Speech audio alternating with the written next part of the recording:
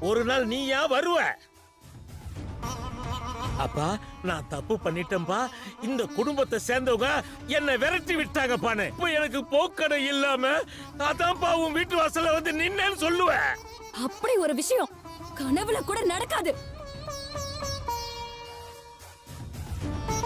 இப்ப நீங்க போலாம்.